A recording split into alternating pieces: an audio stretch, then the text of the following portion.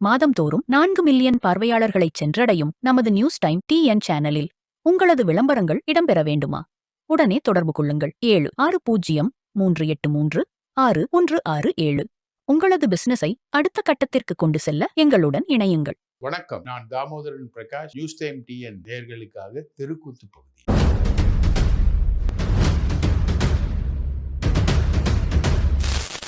இப்போ நான் ஒரு 3 சப்ஜெக்ட் கொண்டு வந்திருக்கேன். ஒன்று புதிய கரகாட்ட கோஷ்டியின் குதிரை வேகத்தில் குதிரை பேரம் அப்படின்றது ஒரு விஷயம், எம்எல்ஏக்கள் விஷயம். 2வது கரண்ட் கட் எப்படி நடக்கும். 3வது சட்டம் ஒழுங்கு எந்த அளவுக்கு மோசமா இருக்கு, அதை எப்படி சரி செய்யறதுக்கான விஷயங்களை இந்த கவர்மெண்ட் பண்ண போகுது அப்படின்றது தான் இந்த 3 விஷயங்கள். இடையிடையே பல விஷயங்கள். குஷ்பு திடீர்னு விஜயை பார்த்தது, எப்படி இடைத்தேர்தல்கள்லாம் எப்படி நடக்க போகுது, இதெல்லாம் தான் அடுத்த விஷயம். முதல்ல நான் கரண்ட் கட்டில் ஆரம்பிக்கிறேன். நீங்க போன ஆட்சி, திமுக ஆட்சி அமைந்தவுடன் கரண்ட் கட்டு வந்தது. அப்போ செந்தில் பாலாஜியை கேட்டப்போ என்ன சொன்னாங்க, அணில்கள் கரண்ட் கம்பியில ஏறி விளையாடுறதுனால கரண்ட் கட்டு வருது அப்படின்றத செந்தில் பாலாஜி விளக்கமா சொன்னார்.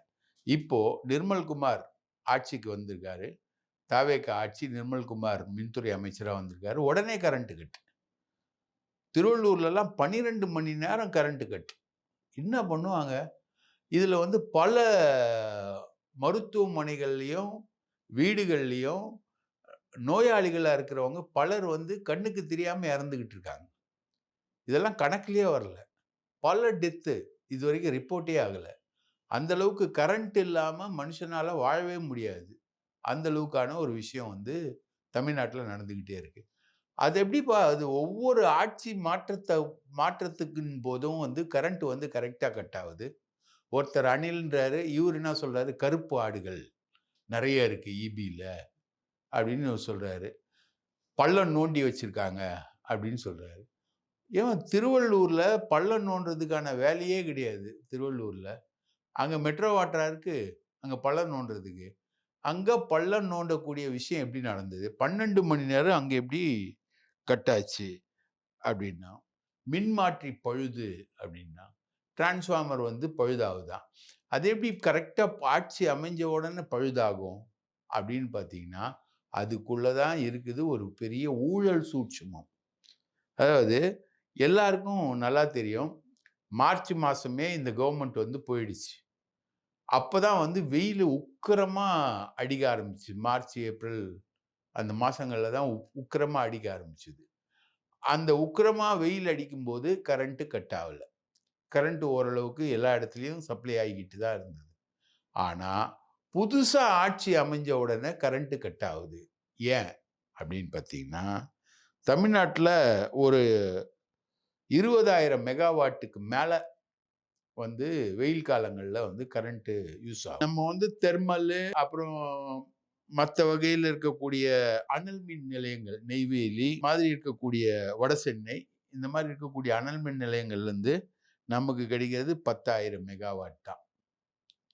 மீதி 10,000 மெகாவாட்டை சோலார், இப்போ அதானி தமிழ்நாட்டில் சோலார் ஆலை பெருசா நடத்திக்கிட்டு இருக்காரு. அவர்கிட்ட இருந்தும், அதுக்கப்புறம் காற்றாலை மின்சாரம், நாகர்கோவில், பொள்ளாச்சி இந்த பகுதிகளில் பலர் காற்றாலை மூலமா மின்சாரம் தயாரிக்கிறாங்க. இவங்க கிட்ட இருந்தா 10,000 மெகாவாட்டை நம்ம வாங்குறோம். இந்த வெயில் காலத்துல யூஸ் பண்றதுக்காக 10,000 மெகாவாட் சப்ளை பண்ணப்படுது. இந்த 10,000 மெகாவாட்டோட வெளி மாநிலங்களிலிருந்து கரண்ட் கொண்டு வர்றதுக்கு ஒரு கிரிட்டை ஜெயலலிதா போட்டிருக்காங்க. ஓகே பண்ணி வச்சிருக்காங்க. அந்த கிரிட் மூலமாகவும் மின்சாரம் வரும். இப்படிதான் 20,000 மெகாவாட் மின்சாரம் வருது. இப்போ ஆட்சி மாற்றம் வரும்போதெல்லாம் ஏன் கட் ஆகுது மின்சாரம் அப்படின்னு பார்த்தீங்கன்னா, ஆட்சி மாற்றம் வந்த உடனே இந்த காற்றாலை மற்றும் சோலாருக்கு கொடுத்த ஆர்டரை கட் பண்ணிடுவாங்க. இப்போ நமக்கு ஒரு யூனிட் மின்சாரம் ரொம்ப கம்மி விலையில தான் தெர்மல்லையும் அனல் மின் நிலையங்கள்லையும் நமக்கு கிடைக்கும். கொஞ்சம் ரொம்ப கம்மி விலைக்கு தான் கிடைக்கும். ஆனா காற்றாலைகள்லையும் சோலார்கள்லையும் மின்சாரம் இந்த அரசு வாங்குறது 8 ரூபாய்க்கு வாங்குது.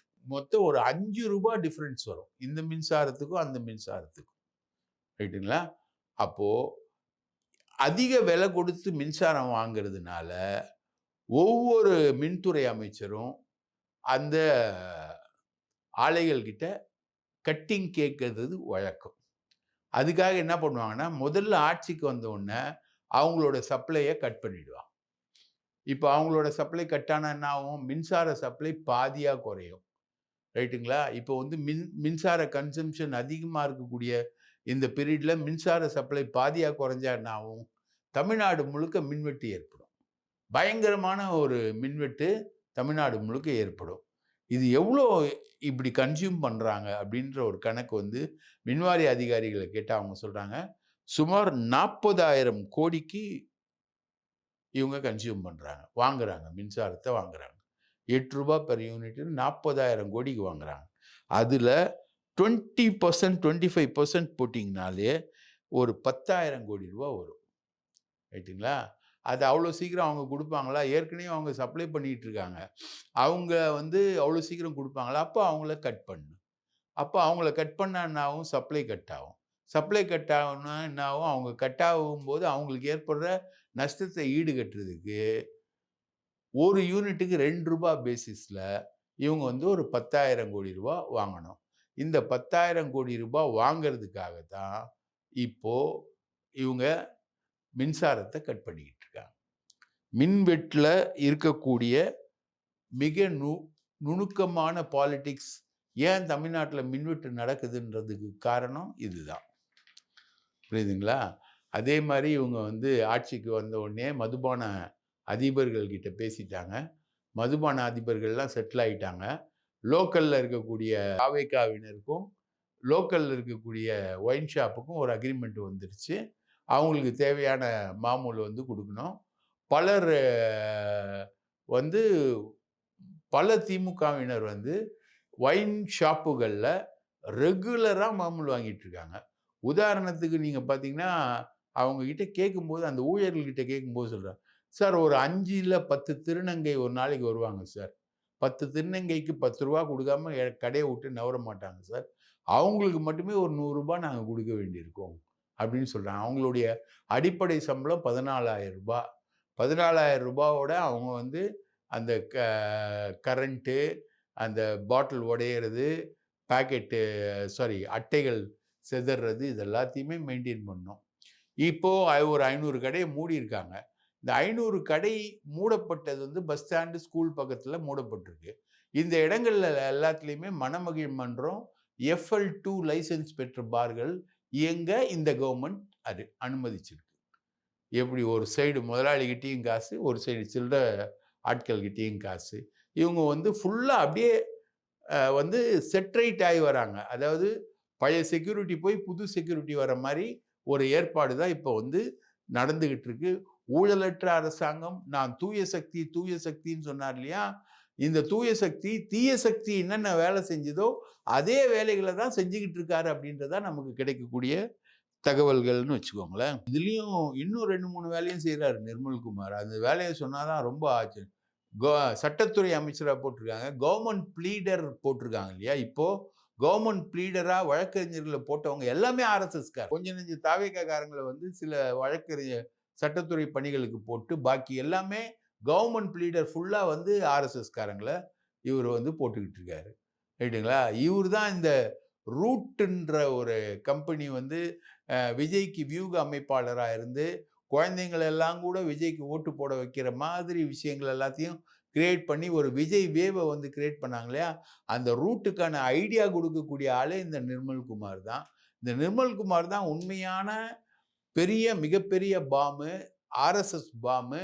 இந்த கவர்மெண்ட்டுக்குள்ள இருக்கக்கூடிய மிகப்பெரிய ஆர்எஸ்எஸ் பாம்பு வந்து நிர்மல்குமார் தான்.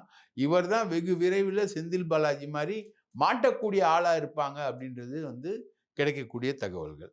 அடுத்தது முக்கியமான விஷயம் வந்து எம்எல்ஏக்களுடைய மைக்ரேஷன். இன்னைக்கு ஒரு காமெடி சீன் ஒண்ணு வந்து நடந்தது. அதாவது 3 பேர் வந்து கட்சி மாறுறாங்க. எந்த கட்சியிலேருந்து மாறுறாங்கன்னா, அதிமுகல ஜெயிச்ச தாராபுரம் சத்யபாமா, மரகதம் குமாரவேல், பெருந்துரை ஜெயக்குமார். இந்த 3 பேரும் வந்து நேரா தாவேகால போய் சேர்றாங்க. எப்படின்றது தான் சீனு, செம்ம சீனு. வந்து கிரவுண்ட் ஃப்ளோர்ல வந்து பார்த்தீங்கன்னா, சபாநாயகர் ஆஃபீஸு. ரைட்டா? அங்க போய் ராஜினாமா கடிதம் குடுக்குறாங்க. ஃபர்ஸ்ட் ஃப்ளோர்ல வந்து ஆதவ் அர்ஜுனாவுடைய ஆஃபீஸு. ஆதவ் அர்ஜுனாவுக்கு சால்வெல்லாம் போட்டு தாவேகால சேர்றாங்க. இவுங்க போறது எந்த அளவுக்கு பிளானிங்கோட இருந்ததுன்னா, இவுங்க போன உடனே இவுங்களுக்கு உறுப்பினர் கார்டு அட்டை வந்து அடிச்சு தயாரா இருக்கு.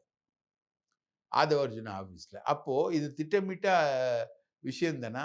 இதுதான் வந்து ஸ்டாலின் சொல்றாரு. குதிரை வேகத்தில் குதிரை பேரம். ஆ எடப்பாடி சொல்றாரு. பு பழைய கரகாட்ட கோஷ்டி போயிட்டு, புதிய கரகாட்ட கோஷ்டி வந்திருக்கு அப்டின்றாரு. இந்த புதிய கரகாட்ட கோஷ்டி வந்து குதிரை வேகத்தில் குதிரை வேகம், குதிரை வேக ஆட்சி அப்படின்னு நாங்கள் குதிரை பேரம் செய்யும் ஆட்சி அல்ல. குதிரை வேகத்தில் செயல்படும் ஆட்சி அப்படின்னாரு விஜய் சட்டமன்றத்துல. அந்த குதிரை வேகத்துல குதிரை பேரம் செய்யறது வந்து கிரவுண்ட் ஃப்ளோர்ல ரெசிக்னேஷன், ஃபர்ஸ்ட் ஃப்ளோர்ல கட்சியில சேர்றது, அங்கேயே உறுப்பினர் கார்டு குடுக்குறது. இந்த மாதிரி சட்டமன்ற வளாகத்துல இந்த அளவுக்கு நடந்ததே கிடையாது. ரைட்டுங்களா? இப்போ இந்த 3 எம்எல்ஏக்கள் இந்த இப்படி கட்சி மாறினதை எதிர்த்து எடப்பாடி சிபிஐ விசாரணைக்கு கோரப் போறாரு. இது வந்து 3 பேரோட நிக்காது. ரைட்டுங்களா? இந்த 3 பேர் இல்லாம மொத்தம் ஒரு 10 எம்எல்ஏக்கள இவங்க வந்து ரெடி பண்ணி வச்சிருக்காங்க. ஒவ்வொருத்தருக்கும் 20,00,00,000. அதுல வந்து இந்த மரகதம் குமாரவேல் வந்து பஞ்சாயத்து தலைவர் தேர்தல்ல நின்னுருக்கு அந்த அம்மா. எனக்கு நல்லா தெரியும். மதுராந்தகத்துல. பஞ்சாயத்து தலைவர் தேர்தல், எம்எல்ஏ தேர்தல், ஒரு தடவை எம்பி தேர்தல், எல்லா தேர்தலுக்கும் அந்த அம்மா நின்னுருக்கு. அந்த அம்மாவுக்கு இப்போ மறுபடியும் 20,00,00,000 பிளஸ் ஒரு வாரிய தலைவர். இந்த இந்த மாதிரி ஒரு 10 எம்எல்ஏக்களை இவங்க வந்து புடிச்சு வச்சிருக்காங்க. அப்போ மொத்தம் ஒரு 11 இடைத்தேர்தல் வந்து வரப்போகுது. திருச்சி கிழக்கோட சேர்த்து 11 இடைத்தேர்தல் வருது. போன முறை வந்து இவ்ளோ அலையிலயும் அவங்க வந்து ஏடிஎம்கேக்கு தான் அந்த மக்கள் ஓட்டு போட்டிருக்காங்க. இவங்க ஏடிஎம்கே எம்எல்ஏக்களாக தான் ஜெயிச்சிருக்காங்க. அதுலயும் சின்ன பசங்கள விட்டு பெரியவங்க ஓட்டெல்லாம் போட வச்சிருக்காங்க. இந்த ரூட்டு நம்ம ஜெகதீஷ் பழனிசாமி இருக்கார் இல்லையா? அவரோட திருவிளையாடல்கள தான் நெறைய சமூக வலைதளங்கள் மூலமா நெறைய வேலைகள வந்து பண்ணியிருக்காங்க. ஆனா, இந்த மாரி எல்லா இடத்துலயும் நடக்குமா? எல்லா டைம்லயும் அவங்களால பண்ண முடியுமா? மறுபடியும் இடைத்தேர்தல் வச்சா எப்படியும் நம்ம ஆளுங்கட்சி அடிச்சு ஜெயிச்சிடலாம் அப்படின்ற மாரி ஒரு கால்குலேஷன வந்து ஆதவ அர்ஜுன் வந்து போட்டுக்கிட்டு இருக்காரு. இது எல்லா இடத்துலயும் ஜெயிக்குமா? 11 தொகுதியிலயும் இவங்க ஜெயிக்க முடியுமா? 11 தொகுதிகள்லயும் இவங்க ஜெயிக்கலன்னா என்ன ஆகும்? இந்த எம்எல்ஏக்களுடைய கதி என்ன ஆகும்? தாவேகா ஆட்சி என்ன ஆகும்? இப்ப 11 தொகுதியிலயும் மக்கள் ரிஜெக்ட் பண்ணிட்டாங்கன்னா, தாவேகா கதி என்ன? இப்ப என்ன விஷயம்னா, இப்போ கம்யூனிஸ்ட் ஆதரவு, விடுதலை சிறுத்தைகள் ஆதரவு, முஸ்லீம் லீக் ஆதரவு, திமுக கட்சிகளின் ஆதரவோட இருக்கக்கூடிய ஆட்சி, திமுக ஆட்சின்னு தொடர்ச்சி அப்படின்னு இருக்கக்கூடிய ஆட்சி, அந்த பேரோட இருக்கக்கூடாதுன்னு மாத்தி அவங்க வந்து புதுசா ஒண்ண வந்து கன்ஸ்ட்ரக்ட் பண்ணி, எம்எல்ஏக்கள புடிச்சு எல்லா வேலையும் பார்த்து இந்த வேலையெல்லாம் பண்ணிக்கிட்டு இருக்காங்க. ரைட்டா? இது குதிரை பேரம். இது வந்து சிபிஐக்கு புகாரா போகுது. ரைட்டுங்களா? அதுக்கு சாட்சியமா யார் வரப்போறா அப்படின்றதான் செம்ம ஜோக்கு. ரைட்டா? ஆற்காடு சுகுமாரு, ஹந்தியூர் ஹரிபாஸ்கர், பண்ருட்டி மோகன், சங்கரன்கோவில் திலீபன், காங்கேயம் எம்எஸ்என் நடராஜன். இந்த 3 பேரும் இன்னைக்கு எடப்பாடிய சந்திச்சு சேர்ந்துட்டாங்க. வேலுமணிக்கு ஆசை காட்டி எல்லா வேலையும் பார்த்து லீமா ரோஸ் மூலமா எல்லா வேலையும் பண்ணாங்க. இப்ப அந்த லீமா ரோஸ கட்சிய விட்டு கட்டம் கட்டுறதுக்கு ரெடி ஆயிட்டாரு எடப்பாடி. அந்த அம்மா வந்து கட்சிய விட்டு கட்டம் கட்ட போறாங்க. Lima rose. அந்த மாதிரி ஆக்டிவிட்டீஸ் எல்லாமே போகுது. இந்த 5 பேரும் எப்படிலாம் லீமா ரோஸும் இந்த டீமும் இவங்க கிட்ட வந்து பேரம் பேசினாங்க அப்படின்றத சிபிஐல சாட்சியா சொல்ல போறாங்க. இந்த 5 பேரும். இந்த 5 பேரும் சிபிஐல சாட்சியா சொன்னா, இவங்களுடைய சாட்சியம் எடுபடும். இவங்களுடைய புகார் வந்து கட்சி தாவல் தடுப்பு சட்ட பிரகாரம் வந்து எம்எல்ஏக்கள வந்து விலை பேசினாங்க அப்படின்ற ஒரு புகார் எடுபடும். இவங்களுடைய பதவி பறி போகும். அதனால முன்கூட்டியே இவங்க ரிசைன் பண்ணிட்டாங்க. ரிசைன் பண்ணிட்டு நாங்க வந்து நிக்கிறோம் அப்படின்னு போறாங்க. ஆனா குதிரை பேரம் நடந்ததா? கட்சி தாவல் நடந்ததா? குதிரை வேகத்தில் குதிரை பேரம் நடந்ததா இல்லையான்றத வந்து இவங்களுடைய சாட்சியங்கள் எல்லாமே எடுபடும். அப்படின்ற ஒரு பெரிய ஆபத்து வந்து இவங்களுக்கு இருக்குன்னு வச்சுக்கோங்க. 3வது பார்த்தீங்கன்னா, உங்களுக்கு சட்டம் ஒழுங்கு. தமிழகத்துல சட்டம் ஒழுங்கு ரொம்ப மோசமா ஃபெயிலியர் ஆயிட்டு இருக்கு. அந்த இன்னைக்கு வந்து பார்த்தீங்கன்னா, விளாத்திக்குளத்துல ஒரு குழந்தைய கற்பழிச்சு அ கொலை கொலை பண்ணவனுக்கு இரட்டை தூக்கு வந்திருக்கு. இந்த சம்பவம் நடந்தது திமுக ஆட்சியில. உடனே எங்கள் ஆட்சி அமைஞ்சது, நாங்க பண்ண சாதனைன்னு விஜய் ஸ்டிக்கர் ஒட்டுறாரு. இது நீங்க பண்ண சாதனை இல்லையா? நீங்க ஆட்சிக்கு வர்றதுக்கு முன்னாடியே சார்ஜ் ஷீட் போட்டாச்சு. 77 நாட்கள் ஆச்சு. விளாத்திக்குளம் சம்பவம் நடந்து. 77 நாட்களுக்கு பிறகு நீதிமன்ற விசாரணை துரிதமாக நடத்தி, அ இரட்டை தூக்குக்கு கொண்டு வந்தது திமுக ஆட்சி. உங்க ஆட்சியில ஒண்ணுமே நடக்கல. ஜட்ஜ்மென்ட் மட்டும் தான் எழுதியிருக்காங்க. அதுக்கு நீங்க ஸ்டிக்கர் ஒட்டிக்கிட்டு இருக்கீங்க. ஆனா திரு திருப்பரங்குன்றத்துல இன்னைக்கு ஒரு பையன வெட்டியிருக்காங்க. 17 வயசு பையன். மொத்தம் வெட்டப்பட்ட இடம் 24 இடத்துல வெட்டியிருக்காங்க. 24 இன்ஜுரீஸ் அவனுக்கு. அப்போ யாருக்கும் எத பத்தியும் பயம் இல்ல. போலீஸ பத்தின பயமே போயிடுச்சு எல்லாமே. ரைட்டுங்களா? இவனுங்க எல்லாமே எல்லா இடத்துலயும் போய் ரீல்ஸ் போடுறானுங்க. அமைச்சர்கள் ஆபீஸ்ல போய் ரீல்ஸ் போடும்போது, இவனுங்க நுழைஞ்சு ரீல்ஸ் போடக்கூடாது. தாவேகா தொண்டர்கள்னு 2 போலீஸ்காரங்கள அமைச்சர்கள் ஆபீஸ்லயே நிறுத்தி வைக்கிற அளவுக்கு தான் இந்த ரீல்ஸ் ஆட்சி நடந்துகிட்டு இருக்கு. இந்த ரீல்ஸ் ஆட்சியில ரியல்ஸ் ஆட்சி தான் வரணும் அப்படின்றதான் எல்லாருடைய கோரிக்கையாவும் இருந்துகிட்டு இருக்கக்கூடிய இந்த சூழ்நிலையில, லா அண்ட் ஆர்டர் ரொம்ப மோசமா போயிட்டு இருக்கு. அந்த லா அண்ட் ஆர்டர சரி பண்றதுக்கு ஐபிஎஸ் போஸ்டிங்கள கொண்டு வராங்க. நம்ம சென்னைய கலக்குன அருண் வந்து விஜிலன்ஸ் ஏடிஜிபியா வராரு.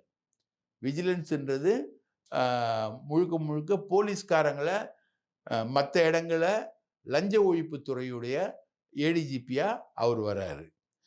அன்பு அப்படின்ற ஒரு ஆபீசர், ரொம்ப ஸ்ட்ரெயிட்டான ஆபீசர். அவர் வந்து லா அண்ட் ஆர்டர் ஏடிஜிபியா வராரு. அதே மாதிரி மகேஸ்வர் தயாள் அவரை வந்து அவருக்கும் ஒரு போஸ்டிங் வந்து கொடுக்குறாங்க. தமிழ்நாடு முழுக்க எஸ்பி, ஐஜி எல்லாரையும் மாத்துறாங்க. தாம்பரம் கமிஷனரா வந்து மகேஸ்வர் தயாள் வரலாம் அல்லது செந்தில்குமார் வரலாம் அப்படின்ற மாதிரி ஒரு விஷயம் தான் நடந்துகிட்டு இருக்குன்னு வச்சுக்கோங்களேன். இந்த மாதிரி ஐஜி, எஸ்பி எல்லாரையும் மாற்றக்கூடிய ஒரு வைபவம் வந்து இப்போ அன்பு வந்து லா அண்ட் ஆர்டர் ஏடிஜிபியா வந்தார்னா அந்த விஷயம் என்பது நடைபெறும் அப்படின்றாங்க. இதுக்கிடையில குஷ்பு போயிட்டு பார்த்துருக்காங்க. விஜய பார்த்துட்டு பேசிட்டு அவங்க வந்து தாவேக்கால நான் சேர்றேன். எனக்கு வந்து திருச்சி கிழக்குல வாய்ப்பு கொடுங்கன்னு கேட்டிருக்காங்க. ரைட்டா? ஒரு பக்கம் த்ரிஷாவுக்கு வாய்ப்பு கொடுக்குறதா, ஒரு பக்கம் குஷ்புவுக்கு வாய்ப்பு கொடுக்குறதா, யாருக்கு வாய்ப்பு கொடுக்குதுன்னு விஜய் வந்து திணறிக்கிட்டு இருக்கக்கூடிய ஒரு சூழல் தான் இப்போ நடந்துகிட்டு இருக்கு. இந்த புதிய கரகாட்ட கோஷ்டி வந்து ரொம்ப மோசமா போய்கிட்டு இருக்கு. இந்த கோஷ்டியுடைய ஆட்சியில தொட்டதுலேருந்து ஒவ்வொரு விஷயத்தை தொட்டாலும் ஊழல் தான். மோசமான நடைமுறை தான். அதுதான் இந்த கோஷ்டிகளுடைய ஆட்சியா இருக்கு அப்படின்றத மிக தாழ்மையாக பதிவு செய்கிறோம். நன்றி, வணக்கம்.